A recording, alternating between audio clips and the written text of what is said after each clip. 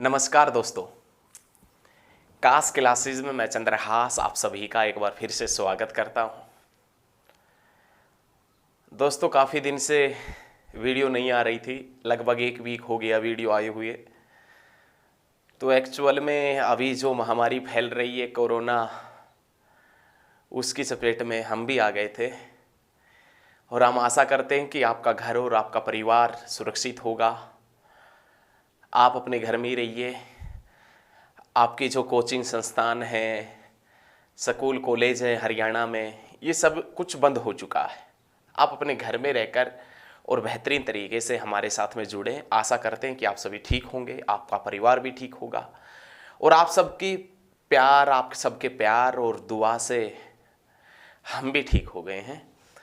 तो दोस्तों, आज की इस वीडियो में हम भारत की जो तटीय सीमा रेखा है, कोस्टल लिमिट लाइन है, उसके बारे में पढ़ेंगे। भारत की जो तटीय सीमा रेखा है उसके बारे में हम जानेंगे। तो जितना प्यार और सहयोग आप सभी ने हमारे साथ में बनाकर रखा है, उतना प्यार और सहयोग आप सभी इस वीडियो को भी दीजिए। और अब तो लगातार करना क्या है कि ऑफलाइन कोचिंग संस्थान बंद हो गए, अब तो ऑनलाइन चलेंगे और ऑनलाइन ही ज़बरदस्त तरीके से पढ़ेंगे। ऑफलाइन का इंतजार कोई करेंगे? अभी तो सरकार ने कुछ दिन के लिए बोला है कि उस डेट तक बंद है। अरे देखना, भविष्य के अंदर यदि कोरोना इतना बढ़ रहा है, 4 लाख के समथिंग मरीज आने लगे हैं, 3.5-4 लाख के समथिंग मरीज आ रहे हैं एक दिन के, तो ये इतनी भयंकर बीमारी है कि यहाँ ऑफलाइन बिल्कुल बंद रहेगा। जब तक सरकार चाहेगी ऑनलाइन चलेगा और ऑनलाइन हम और आप एक बेहतरीन तरीके से पढ़ेंगे। आप एक अपना नया कैरियर स्टार्ट कीजिए, है ना। अभी लॉकडाउन के अंदर अब आपके सामने अपना कैरियर बनाने की आप सोचिएगा, आप मेहनत करने की सोचिएगा और मेहनत करेंगे हम और आप मिलकर दोनों। तो आज की इस वीडियो में दोस्तों हम भारत की तटीय सीमा रेखा के बारे में पढ़ेंगे और तटीय सीमा रेखा से संबंधित जितने भी पॉइंट एग्जाम की दृष्टि से बनते हैं, चाहे वो एसएससी हो, चाहे वो बीपीएससी, यूपीपीसीएस और एमपीपीसीएस, कुछ भी हो, कोई भी एग्जाम हो, बड़े से बड़ा एग्जाम हो, छोटे से छोटा एग्जाम हो, जो भी पॉइंट बनेंगे वो पॉइंट हम अच्छे तरीके से, बेहतरीन तरीके से आज की इस क्लास में सीखेंगे। तो आप वीडियो को बिल्कुल भी स्किप मत कीजिएगा, ये आपसे रिक्वेस्ट है। और आप यदि हमारे साथ में नए जुड़े हैं या आप हमारे चैनल के ऊपर नए हैं तो चैनल को सब्सक्राइब जरूर कर ले ताकि लेटेस्ट वीडियो सबसे पहले आप तक पहुंच सके। तो दोस्तों, आज की हमारी जो वीडियो का जो एम है, टॉपिक है, वो टॉपिक जिसका नाम है भारत की तटीय सीमा रेखा। आज हम भारत की जो तटीय सीमा रेखा, कोस्टल लिमिट लाइन है, उसके बारे में पढ़ेंगे। भारत की तटीय सीमा रेखा के बारे में जानेंगे। तो एक बार भारत की तटीय सीमा रेखा के बारे में जानने से पहले हम दक्षिण भारत का, प्रायद्वीपीय भारत का, पेनिनसुलर या पेनिनसुला इंडिया, अरे दक्षिण भारत को पेनिनसुलर इंडिया या प्रायद्वीपीय भारत इसलिए कहते हैं क्योंकि धरातल का वह पार्ट, भूमि का, लैंड का वह पार्ट जिसके 3 तरफ पानी लगा होता है, वो प्रायद्वीप के नाम से, पेनिनसुलर अथवा पेनिनसुला के नाम से जाना जाता है। तो एक बार हम प्रायद्वीपीय भारत, दक्षिण भारत का मैप बना लेते हैं, उसके बाद में हम भारत की तटीय सीमा रेखा को बड़े ही साधारण तरीके से और आसान लैंग्वेज के अंदर हम सीखेंगे। तो देखें, एक बार छोटा सा मैप बना लेते हैं।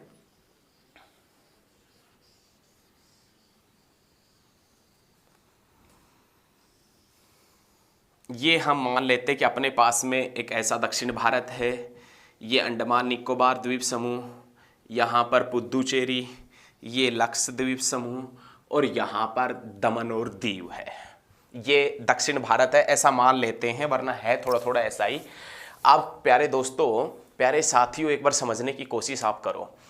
भूमि का वह पार्ट, धरातल का वह पार्ट जिसके 3 तरफ पानी लगता है, प्रायद्वीप के नाम से, पेनिनसुलर के नाम से अथवा पेनिनसुला के नाम से जाना जाता है। ठीक है, तो आज की इस वीडियो में दोस्तों हम भारत की तटीय सीमा रेखा पढ़ेंगे। तो पहला क्वेश्चन बनता है, भारत की कुल तटीय सीमा रेखा कितने किलोमीटर है? भारत की जो कुल तटीय सीमा रेखा है, टोटल कोस्टल लिमिट लाइन है, वो कितने किलोमीटर है? तो आप बताएंगे 75-16.6 किलोमीटर। 75-16.6 किलोमीटर ये भारत की कुल तटीय सीमा रेखा है, टोटल कोस्टल लिमिट लाइन है। लेकिन साथियों, यहां पर समझने की आपको ये थोड़ी सी जरूरत पड़ेगी, आप बस शांति से बैठे रहें, हम समझाएंगे आपको। भारत की जो कुल तटीय सीमा रेखा है ना, इसके अंदर 9 राज्य और 4 केंद्र शासित प्रदेश शामिल है दोस्तों। भारत की कुल तटीय सीमा रेखा के अंदर 9 राज्य और 4 केंद्र शासित प्रदेश शामिल है।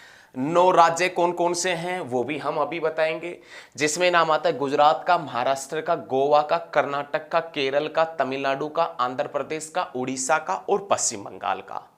ये तो हो गए 9 राज्य और 4 केंद्र शासित प्रदेश, जिसमें नाम आता है अंडमान निकोबार द्वीप समूह, पुद्दुचेरी, लक्षद्वीप समूह और दमन और दीव। यदि इन सभी की हम तटीय सीमा रेखा देखें तो दोस्तों आप बताएंगे 75-16.6 किलोमीटर है। भारत की total coastal limit line, Bharat की कुल तटीय सीमा रेखा कितनी है तो आप बता देंगे दोस्तों 75-16.6 किलोमीटर, जिसके अंदर 9 राज्य और 4 केंद्र शासित प्रदेशों को जोड़ा गया है। जिसके अंदर 9 राज्य और कितने केंद्र शासित प्रदेशों को जोड़ा गया है? 4। 9 राज्य कौन कौन से हैं? तो गुजरात, महाराष्ट्र, गोवा, कर्नाटक, केरल, तमिलनाडु, आंध्र प्रदेश, उड़ीसा, पश्चिम बंगाल, वेस्ट बंगाल। और 4 यूटी कौन कौन से हैं? अंडमान निकोबार द्वीप समूह, पुद्दुचेरी, लक्षद्वीप समूह और दमन और दीव। ये 4 केंद्र शासित प्रदेश है। यदि 9 राज्य और 4 केंद्र शासित प्रदेशों की तटीय सीमा रेखा देखें तो आप बताएंगे 75-16.6 किलोमीटर। ये तो है भारत की कुल तटीय सीमा रेखा। अब सेकंड क्वेश्चन दोस्तों यहां से ये उठेगा, भारत की जो मुख्य भूमि है, भारत की जो मुख्य भूमि है, कहने का मतलब जो मेन लैंड है, भारत की मुख्य भूमि मेन लैंड की तटीय सीमा रेखा कितने किलोमीटर है तो आप बताएंगे 6100 किलोमीटर। भारत की मुख्य भूमि की जो तटीय सीमा रेखा है दोस्तों वो कितना है तो आप बताएंगे 6100 किलोमीटर। मुख्य भूमि की तटीय सीमा रेखा देखें तो 6100 किलोमीटर मुख्य भूमि मतलब मेन लैंड। अब मुख्य भूमि और कुल तटीय सीमा रेखा के अंदर क्या फर्क है भाई? ऐसा क्यों, मतलब ज्योग्राफी में ऐसा क्यों लिखा हुआ है? कुल तटीय सीमा रेखा के अंदर तो दोस्तों 9 राज्य और 4 केंद्र शासित प्रदेश शामिल थे, लेकिन दोस्तों यहां पर यदि आप देखेंगे ना, मुख्य भूमि की तटीय सीमा रेखा, भारत की जो मुख्य भूमि की तटीय सीमा रेखा है, मेनलैंड जो कोस्टल लिमिट लाइन है, वो 6100 किलोमीटर है। लेकिन इस 6100 किलोमीटर में दोस्तों सिर्फ और सिर्फ 9 राज्य शामिल किए गए। इसके अंदर कोई भी केंद्र शासित प्रदेश शामिल नहीं किया गया है। इसके अंदर सिर्फ दोस्तों को 9 राज्य लिए गए। और 9 राज्य कौन कौन से हैं तो आप बताएंगे, जिसमें नाम आता है गुजरात का, जिसमें नाम आता है दोस्तों किसका? महाराष्ट्र का, जिसमें नाम आता है दोस्तों गोवा का, और जिसमें नाम आता है कर्नाटक का, जिसमें नाम आता है केरल का, जिसमें नाम आता है किसका? तमिलनाडु का, जिसमें नाम आता है दोस्तों किसका? आंध्र प्रदेश, और जिसमें नाम आता है दोस्तों किसका? उड़ीसा का, और दोस्तों जिसमें नाम आता है पश्चिम बंगाल, वेस्ट बंगाल का। ये 9 राज्य हैं दोस्तों जो भारत की मुख्य भूमि की तटीय सीमा रेखा बनाते हैं, 6100 किलोमीटर बनाते हैं। यहां पर एक बार हम फिर से आपको पॉइंट क्लियर कर देना चाहते हैं। यदि आपसे एग्जामिनर पूछे कि भारत की कुल तटीय सीमा रेखा कितनी है तो आप बताएंगे 75-16.6 किलोमीटर। इसके अंदर 9 भारतीय स्टेट, इंडियन स्टेट और 4 इंडियन यूटी केंद्र शासित प्रदेशों को, यूनियन टेरिटरी को शामिल किया गया है। लेकिन आपसे पूछे कि भारत की मुख्य भूमि मेन लैंड की तटीय सीमा रेखा कितनी है तो दोस्तों आप सिर्फ और सिर्फ 6100 किलोमीटर बताएंगे। और उस मेन लैंड के अंदर दोस्तों सिर्फ और सिर्फ कितने राज्य शामिल है? 9 राज्य शामिल है। अब 2 ही तो पॉइंट कहां से बनेंगे कि मुख्य भूमि की जो तटीय सीमा रेखा, 2 पॉइंट तो बनेंगे यहां से 2%, और 2 ही बनेंगे कुल तटीय सीमा रेखा से। सबसे पहला क्वेश्चन यहां पर दोस्तों उठकर आएगा आपके सामने कि भारत की जो तटीय सीमा रेखा है, कुल तटीय सीमा रेखा जो 75-16.6 किलोमीटर है, इस तटीय सीमा रेखा में सबसे लंबी तटीय सीमा रेखा किसकी है? कुल तटीय सीमा रेखा में सबसे लंबी तटीय सीमा रेखा किसकी है तो आप बताएंगे अंडमान निकोबार द्वीप समूह की 1962 किलोमीटर, 1962 किलोमीटर। ये अंडमान निकोबार द्वीप समूह की सबसे लंबी तटीय सीमा रेखा है। लेकिन आपके माइंड में रहना चाहिए प्यारे साथियों, हमने ये नहीं कहा कि भारत का सबसे लंबी तटीय सीमा रेखा वाला राज्य, वो क्वेश्चन ही अलग हो जाएगा, वो गुजरात है। लेकिन हम आपसे ये पूछे ना सबसे लंबी तटीय सीमा रेखा कौन बनाता है तो आप बताएंगे अंडमान निकोबार द्वीप समूह कितने किलोमीटर बनाता है तो आप बताएंगे 1962 किलोमीटर। लेकिन आपसे पूछे कि अंडमान निकोबार द्वीप समूह के बाद में कुल तटीय सीमा रेखा के अंदर सबसे छोटी तटीय सीमा रेखा कौन बनाता है? तो सबसे छोटी तटीय सीमा रेखा दमन और दीव बनाता है, और ये कितनी बनाता है? तो 42.50 किलोमीटर बनाता है, 42.50 किलोमीटर। याद रखें, कुल तटीय सीमा रेखा में टोटल कोस्टल लिमिट लाइन के अंदर सबसे लंबी तटीय सीमा रेखा बनाता है अंडमान निकोबार 1962 किलोमीटर। और यदि आपसे पूछे कि सबसे छोटी कौन बनाता है, तो दोस्तों आप बताएंगे दमन और दीव 42.50 किलोमीटर बनाता है। यदि केंद्र शासित प्रदेशों की बात करें कि कौन कौन सा केंद्र शासित प्रदेश है, कौन कौन सा यूटी है, यूनियन टेरिटरी है, जो कितने किलोमीटर लंबी सीमा रेखा बनाता है, तो सबसे बड़ी बनाता है अंडमान निकोबार। ओनली हम यूटी की बात कर रहे हैं, आप सबसे लंबी और सबसे छोटी नहीं देख रहे। केंद्र शासित प्रदेशों में सबसे लंबी सबसे छोटी कौन बनाता है उसका जिक्र कर रहे हैं। तो अंडमान निकोबार बनाता है 1962। फिर आता है किसका? लक्षद्वीप समूह का नाम 132 किलोमीटर के समथिंग। फिर आता है पुद्दुचेरी। पुद्दुचेरी बनाता है तटीय सीमा रेखा 137 नहीं, टोटल 47 के समथिंग, 47। और उसके बाद में नाम आता है किसका? दमन और दीव का 42.50। तो ये याद रखिए, ये कुल तटीय सीमा रेखा के हमने 2 पॉइंट पढ़े हैं। कुल तटीय सीमा रेखा में सबसे लंबी, कुल तटीय सीमा रेखा में सबसे लंबी तटीय सीमा रेखा अंडमान निकोबार द्वीप समूह की है, और कुल तटीय सीमा रेखा में सबसे छोटी तटीय सीमा रेखा पूछे तो आप बताएंगे किसकी है दोस्तों? दमन और दीव की 42.50 किलोमीटर है। याद रखें, अब ये तो 2 पॉइंट थे कुल तटीय सीमा रेखा के। अब 2 ही पॉइंट बनेंगे जो मेन लैंड है, मुख्य भूमि की जो तटीय सीमा रेखा है उसके। अब मुख्य भूमि के अंदर तो हमने सिर्फ और सिर्फ 9 राज्य शामिल कर रखे, 9 राज्य शामिल कर रखे मुख्य भूमि के अंदर। और 9 राज्य कौन कौन से हैं वो हम बता चुके हैं, गुजरात, महाराष्ट्र, गोवा, कर्नाटक, केरल, तमिलनाडु, आंध्र प्रदेश, उड़ीसा और वेस्ट बंगाल। मुख्य भूमि में तो सिर्फ इन्हीं को शामिल किया है हमने। तो अब मुख्य भूमि की तटीय सीमा रेखा में सबसे लंबी तटीय सीमा रेखा वाला राज्य कौन सा है? सबसे लंबी तटीय सीमा रेखा वाला राज्य पूछे आपसे तो आप बता देना गुजरात। सबसे लंबी तटीय सीमा रेखा वाला राज्य है दोस्तों वो गुजरात है। गुजरात कितने किलोमीटर लंबी सीमा रेखा बनाता है? तो आप बता देना 1214 किलोमीटर। सबसे लंबी तटीय सीमा रेखा कौन सा स्टेट बनाता है, कौन सा राज्य बनाता है, या मुख्य भूमि की तटीय सीमा रेखा सबसे ज्यादा कौन बनाता है? तो आप बताएंगे गुजरात। गुजरात जिसकी राजधानी गांधीनगर है, गांधीनगर जो साबरमती नदी के किनारे है, साबरमती नदी जिसके किनारे एक साबरमती आश्रम भी पड़ता है जिसकी नींव महात्मा गांधी ने 1916 के अंदर रखी थी। लेकिन प्यारे साथियों, प्यारे दोस्तों, प्यारे मित्रों, ये आपने याद रखना है कि मुख्य भूमि मेन लैंड की जो तटीय सीमा रेखा इसके अंदर हमने सिर्फ और सिर्फ 9 राज्य शामिल कर रखे हैं, और 9 राज्यों के अंदर सबसे लंबी तटीय सीमा रेखा वाला राज्य कौन सा है? तो आप बताएंगे गुजरात। और गुजरात कितना बनाता है? 1214 किलोमीटर गुजरात सीमा रेखा बनाता है। लेकिन राज्यों के अंदर हमने ये तो देख लिया कि सबसे लंबी कौन बनाता है? गुजरात। दूसरी लंबी तटीय सीमा रेखा आंध्र प्रदेश, और तीसरी लंबी तटीय सीमा रेखा कौन बनाता है? तो आप बताएंगे तमिलनाडु बनाता है। लेकिन सबसे छोटी, लेकिन दोस्तों सबसे छोटी तटीय सीमा रेखा, सबसे छोटी तटीय सीमा रेखा की बात करें कि सबसे छोटी तटीय सीमा रेखा कौन बनाता है? तो आप बताएंगे गोवा बनाता है। सबसे छोटी तटीय सीमा रेखा वाला राज्य कौन सा है? तो गोवा। और गोवा कितने किलोमीटर बनाता है? तो आप बताएंगे 101 किलोमीटर। ठीक है। सबसे छोटी तटीय सीमा रेखा कौन सा स्टेट बनाता है? तो आप बताएंगे गोवा बनाता है, 101 बनाता है। सबसे लंबी तटीय सीमा रेखा कौन बनाता है? तो आप बताएंगे गुजरात बनाता है। स्टेट कौन सा है? गुजरात। और सबसे छोटी तटीय सीमा रेखा वाला स्टेट कौन सा है? तो गोवा। दोनों के हमने बता दिए हैं, और आशा करते हैं कि आप साथ के साथ में इन चीज़ों को नोट भी कर रहे होंगे, आपको अच्छे तरीके से समझ में भी आ रहा होगा। अब दोस्तों हम ये देखेंगे कि ये जो भारत की तटीय सीमा रेखा है, कोस्टल लिमिट लाइन है, इस तटीय सीमा रेखा को कौन कौन से स्टेट के अंदर किस किस नाम से जानते हैं। तटीय सीमा रेखा को कितने भागों में बांटा गया है, कितने प्रकार से इसे जाना जाता है, इन सभी को हम बेहतरीन तरीके से पढ़ेंगे, बेहतरीन तरीके से एक बार समझेंगे। तो देखें, जो कोस्टल लिमिट लाइन है, तटीय सीमा रेखा है, इस तटीय सीमा रेखा को 2 भागों के अंदर बांटा है। तटीय सीमा रेखा है दोस्तों, इनको आपके लिए, आपको समझाने के लिए 2 भागों के अंदर बांट रखा है, जिसमें एक तो नाम आता है पश्चिम तटीय मैदान। याद रखिएगा, एक तो पश्चिम तटीय मैदान है, याद रखें, पश्चिम वेस्टर्न जो कोस्टल प्लेन है, पश्चिम तटीय मैदान है, और दूसरा दोस्तों है पूर्वी तटीय मैदान, ईस्टर्न कोस्टल प्लेन है। ईस्टर्न कोस्टल प्लेन मतलब कहने का ये है कि जो तटीय मैदान है, इस तटीय मैदान को दो भागों के अंदर बांटा गया है, एक पश्चिमी तटीय मैदान, एक वेस्टर्न और एक ईस्टर्न। लेकिन पश्चिमी तटीय मैदान जो है, ये पश्चिमी तटीय मैदान जिसे 4 भागों के अंदर बांटा गया है। अब पश्चिमी तटीय मैदान कौन कौन से स्टेट में फैला है, कौन कौन से राज्यों के अंदर फैला है?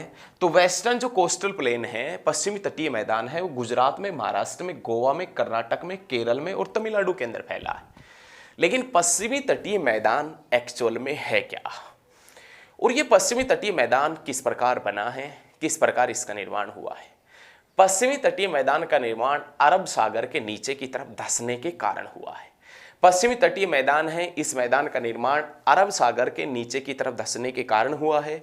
और ये जो पश्चिमी तटीय मैदान है, ये पश्चिमी तटीय मैदान पश्चिमी घाट पर्वत श्रृंखला, वेस्टर्न घाट माउंटेन रेंज, वेस्टर्न घाट पश्चिमी घाट पर्वत श्रृंखला जो इस क्षेत्र के अंदर फैली है, पश्चिमी घाट पर्वत श्रृंखला और अरब सागर के बीच का क्षेत्र है पश्चिमी तटीय मैदान। अब इस पश्चिमी तटीय मैदान को हमने आपसे बताया कि 4 भागों के अंदर बांटा गया है। तो वो 4 पार्ट है, 4 भागों में डिवाइड कर रखा है। वो 4 भाग कौन कौन से स्टेट में फैले हैं और उन 4 भागों को किस नाम से जाना जाता है, आइए एक बार समझते हैं।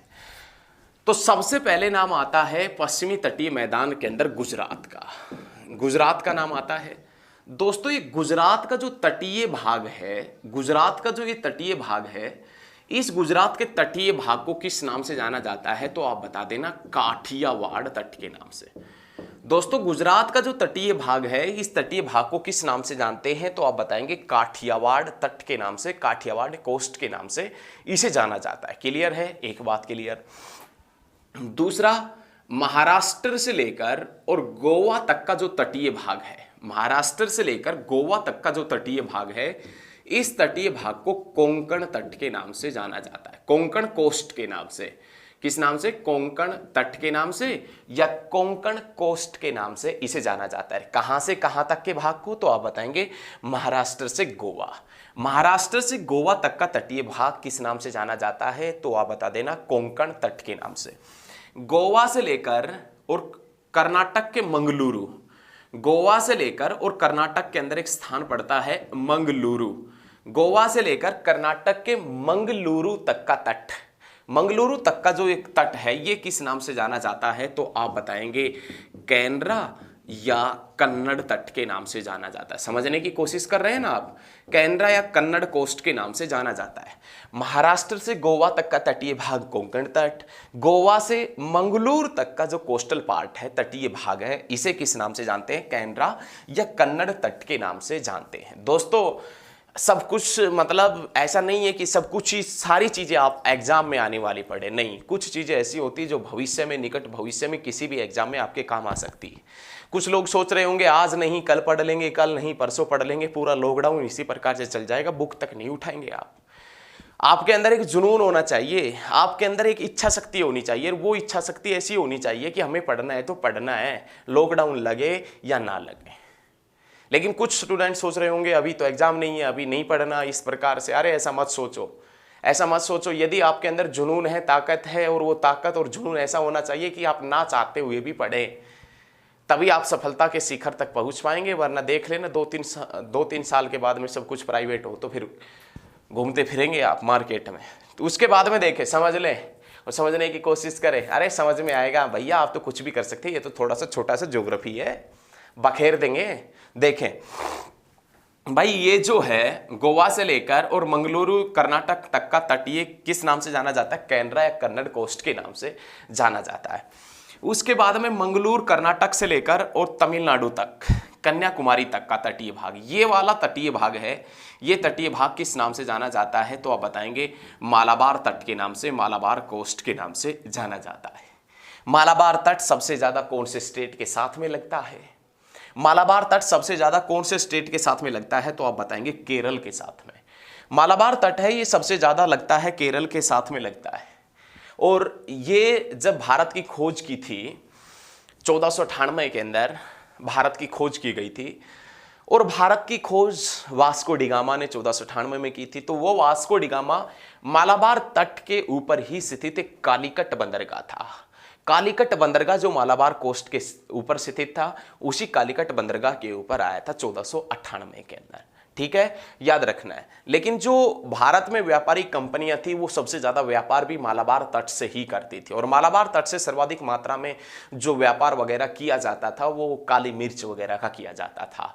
काली मिर्च जिसे साउथ इंडिया में, दक्षिण भारत में काला सोना के नाम से भी जानते हैं। लेकिन प्यारे मित्रों, प्यारे दोस्तों, हरियाणा स्टेट के अंदर एक स्टेट है हरियाणा, उसके अंदर, उस हरियाणा के अंदर मुर्रा नस्ल की भैंसों को काला सोना कहा जाता है। ठीक है, लेकिन दक्षिण भारत में काला सोना काली मिर्च को कहा जाता है। तो ये याद रखिएगा, मालाबार तट सबसे ज्यादा जो सीमा रेखा लगाता है वो केरल के साथ में लगाता है। तो ये पश्चिमी तटीय मैदान है। पश्चिमी तटीय मैदान जो ऊपर नर्मदा नदी से लेकर कन्याकुमारी तक फैला है। पश्चिमी तटीय मैदान जो वेस्टर्न घाट माउंटेन रेंज, पश्चिमी घाट पर्वत श्रृंखला और अरब सागर के बीच का स्थान है। पश्चिमी तटीय मैदान जिसे 4 भागों के अंदर बांटा है, जो हमने आपसे बताया दोस्तों। गुजरात का जो तटीय भाग है ये काठियावाड़ तट, महाराष्ट्र से गोवा तक का कोंकण तट, गोवा से कर्नाटक मंगलुरु कर्नाटक तक का तट है कैनरा या कन्नड़ तट, और मंगलुरु से लेकर कन्याकुमारी तक का तट मालाबार तट के नाम से जाना जाता है। अब हम बात करेंगे पूर्वी घाट पर, पूर्वी जो तटीय मैदान है इसका। पूर्वी तटीय मैदान एक्चुअल में पश्चिमी तटीय मैदान से कम ऊंचाई वाला है, लेकिन ये याद रखना है, ये जो पूर्वी तटीय मैदान है, ये पूर्वी तटीय मैदान पूर्वी घाट पर्वत श्रृंखला, ईस्टर्न घाट माउंटेन रेंज और बंगाल की खाड़ी के बीच स्थित है। पश्चिमी तटीय मैदान का हमने जिक्र कर लिया है, अब जिक्र आता है पूर्वी तटीय मैदान का। कन्याकुमारी से लेकर और ऊपर हम बढ़ेंगे, कन्याकुमारी से लेकर और आंध्र प्रदेश में एक स्थान पड़ता है विजयवाड़ा। आंध्र प्रदेश में एक स्थान पड़ता है विजयवाड़ा, और उस विजयवाड़ा के पास में एक नदी डेल्टा बनाती है जिसका नाम है कृष्णा नदी। साउथ इंडिया की, दक्षिण भारत की, पेनिनसुलर इंडिया की दूसरी बड़ी नदी है कृष्णा नदी, जिसकी लंबाई 1400 किलोमीटर है। ये कृष्णा नदी जो महाराष्ट्र में महाबलेश्वर की पहाड़ियों से निकलती है, और ये नदी बंगाल की खाड़ी में विजयवाड़ा के पास से गिरती है। तो कृष्णा नदी डेल्टा बनाती है विजयवाड़ा के पास में। तो विजयवाड़ा से लेकर या कृष्णा नदी डेल्टा से लेकर और कन्याकुमारी तक का तटीय भाग किस नाम से जाना जाता है? तो आप बताएंगे कोरोमंडल तट के नाम से जाना जाता है, कोरोमंडल कोस्ट के नाम से। विजयवाड़ा या कृष्णा नदी डेल्टा से लेकर और कन्याकुमारी तक का तटीय भाग, कोस्टल पार्ट, किस नाम से जाना जाता है? कोरोमंडल तट के नाम से। लेकिन दोस्तों, प्यारे मित्रों, प्यारे साथियों, यहां पर एक पॉइंट आपको समझना पड़ेगा, बहुत ज्यादा इंपॉर्टेंट है। रिट्रीट मानसून, लौटता हुआ मानसून सबसे ज्यादा वर्षा कहां करता है? तो लौटता हुआ मानसून सबसे ज्यादा वर्षा करता है कोरोमंडल तट के ऊपर। अब लौटता हुआ मानसून कोरोमंडल तट के ऊपर सबसे ज्यादा वर्षा करता है दिसंबर और जनवरी के अंदर। अलग अलग मंथ पूछे तो आप बता देंगे जनवरी के अंदर। लौटता हुआ मानसून सबसे ज्यादा वर्षा कौन से तट के ऊपर करता है? कोरोमंडल तट। कौन से राज्य के अंदर करता है? तो आप देख लो, कोरोमंडल तट सबसे ज्यादा कौन से राज्य में फैला है? तमिलनाडु के अंदर। तो लौटता हुआ मानसून सबसे ज्यादा वर्षा कौन से तट के ऊपर करता है? कोरोमंडल तट के ऊपर। कौन से स्टेट में करता है? तमिलनाडु के अंदर करता है। लेकिन जब मानसून आता है, हम ये जानने की बात कर रहे थे, जब मानसून आता है तो सबसे पहले जो वर्षा होती है वो मालाबार तट के ऊपर होती है। जब मानसून सबसे पहले आता है तो केरल में वर्षा करता है। अब केरल के साथ में कौन सा तट लगा है? मालाबार तट। तो सबसे ज्यादा वर्षा या सबसे पहले वर्षा कौन से तट के ऊपर होगी? तो आप बताएंगे मालाबार तट। लेकिन ये जब है, जब आया है मानसून। लेकिन जब मानसून जा रहा है, रिट्रीट मानसून, जब मानसून वापिस लौटता है तो सबसे ज्यादा वर्षा कोरोमंडल तट के ऊपर करता है। कोरोमंडल तट जो तमिलनाडु के साथ में फैला है, तो सबसे ज्यादा वर्षा या सर्दियों में वर्षा कौन से स्टेट में होती है? तमिलनाडु में। कौन से तट के ऊपर होती है? तो दोस्तों आप बता देंगे कोरोमंडल तट के ऊपर। कोरोमंडल तट कहां से कहां तक है? तो आप बताएंगे विजयवाड़ा से लेकर कन्याकुमारी तक। लेकिन जैसे ही हम आंध्र प्रदेश में ऊपर की तरफ बढ़ेंगे तो यहां पर हमारे पास में एक नदी डेल्टा बनाती है जिसका नाम है गोदावरी नदी। साउथ इंडिया की बिगेस्ट जो रिवर है, सबसे बड़ी नदी है, वो गोदावरी नदी है। और गोदावरी नदी जिसकी लंबाई 1465 किलोमीटर है। ये गोदावरी नदी महाराष्ट्र में वेस्टर्न घाट माउंटेन रेंज, पश्चिमी घाट पर्वत श्रृंखला में स्थित त्र्यंबकेश्वर की पहाड़ियों से निकलती है। जिसकी लंबाई 1465 किलोमीटर है। लेकिन ये गोदावरी नदी जो बनाती है राजमुंद्री के पास में डेल्टा, आंध्र प्रदेश के अंदर एक स्थान पड़ता है राजमुंद्री, उस राजमुंद्री के पास में डेल्टा बनाती है। तो राजमुंद्री से विजयवाड़ा तक का तट या गोदावरी नदी से लेकर कृष्णा नदी तक का जो ये तटीय भाग है, ये किस नाम से जाना जाता है? तो आप बताएंगे गोलकुंडा तट के नाम से। गोलकुंडा तट के नाम से जाना जाता है। आपने एक नाम सुन रखा होगा गोलकुंडा की खान का। गोलकुंडा की प्रसिद्ध हीरे की खान हैदराबाद के पास में है, और उस खान से कोहिनूर हीरा भी निकला था जो मयूर सिंहासन में लगा था। अरे मयूर सिंहासन जो शाहजहां के शासनकाल में बनवाया गया था, मयूर सिंहासन जिसके डिजाइनर बेबादल खां थे, और मयूर सिंहासन को लूट कर ले गया था ईरान का नेपोलियन जिसका नाम नादिर शाह था। क्लियर है? ईरान का नेपोलियन नादिर शाह मयूर सिंहासन को लूट के ले गया था। तो ये चीजें याद रखनी है, उसमें कोहिनूर हीरा वगैरह लगा था जो गोलकुंडा खान से निकला था। गोलकुंडा तट कहां से कहां है? गोदावरी नदी से लेकर कृष्णा नदी या राजमुंद्री से लेकर विजयवाड़ा तक का जो कोस्टल प्लेन है, तटीय मैदान है, वो किस नाम से जाना जाता है? गोलकुंडा कोस्ट के नाम से, गोलकुंडा तट के नाम से। उसके बाद में गोदावरी नदी डेल्टा से लेकर ऊपर उड़ीसा में एक नदी डेल्टा बनाती है जिसका नाम है महानदी। यहां पर उड़ीसा में महानदी डेल्टा बनाती है। उड़ीसा में महानदी डेल्टा से लेकर और गोदावरी नदी डेल्टा तक का जो ये तटीय भाग है, ये तटीय भाग किस नाम से जाना जाता है? तो आप बताएंगे उत्तरी सरकार तट के नाम से। उत्तरी सरकार तट के नाम से जाना जाता है। उसके बाद में उड़ीसा का जो तटीय भाग बच गया दोस्तों, उड़ीसा का जो तटीय भाग बच गया वो किस नाम से? उत्कल तट, उत्कल कोस्ट के नाम से। और पश्चिम बंगाल का तटीय भाग है वो किस नाम से जाना जाता है? वेंगा तट के नाम से जाना जाता है, वेंगा कोस्ट के नाम से जाना जाता है। तो दोस्तों ये भारत की जो तटीय सीमा रेखा कोस्टल लिमिट लाइन है, उनके बारे में पॉइंट थे। आशा करता हूं कि आपको बहुत अच्छे से समझ में आया होगा। तो यदि दोस्तों आपको वीडियो अच्छी लगी है तो इस वीडियो को ज़्यादा से ज़्यादा स्टडी ग्रुप में आप शेयर भी करेंगे, और हम ये चाहते हैं कि आप ज़्यादा से ज़्यादा शेयर करें। आप अपने दोस्तों से बोलें कि वो कास्ट क्लासेस के ऊपर आए, हमारे साथ में जुड़े और एक बेहतरीन तरीके से अपने नए जीवन की शुरुआत करें। तो दोस्तों आज के लिए इतना ही, मिलेंगे बहुत जल्द। जय हिंद दोस्तों, धन्यवाद। जय हरियाणा, जय हिंद और जय हिंदुस्तान। जय जवान और जय किसान।